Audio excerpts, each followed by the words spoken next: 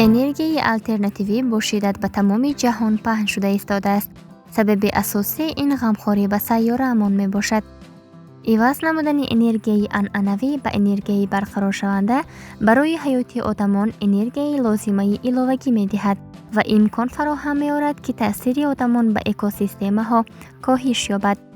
انرژی آفتاب در جنوب تاجیکستان خیلی بلند است و حالا این انرژی برای حل مشکلات مهم اقتصادی و اکولوژی کمک رسانده ایستاده است. ممنوعگاه بیشه پلنگان اکنون انرژی آفتاب را برای روشن کردن خانه پاسبانان و منطقه یاری رسان با انرژی تأمین کردن بنای معموری بر این احتیاجات استفاده می‌برد.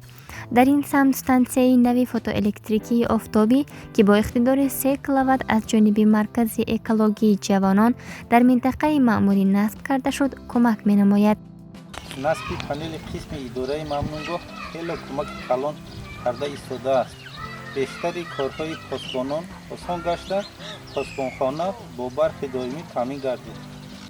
نصب استانسیه فوتوالکتریکی آفتابی در دهه‌های پوفیری ممنوعگاه بیشه پلنگان انرژی علاوگی را برای فعالیت مقامات محلی، مکتب‌های دهات و مؤسسه‌های اجتماعی تأمین می‌نماید.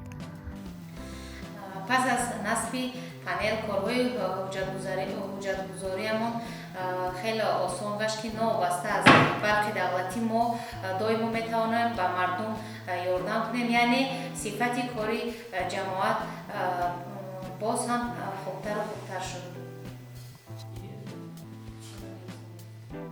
منبع‌های انرژی آفتابی که از جانب مرکز اکولوژی جوانان نصب کرده شدند در یک جایی که با آتش‌دان‌های کم مصرف که الکی در دهات ساخته می‌شوند برای کاهش دادن سرباره آنتروپوگنی و اکوسیستم‌ها و بلند برداشتن سطح معرفت اکولوژی اهالی کمک می‌کنند.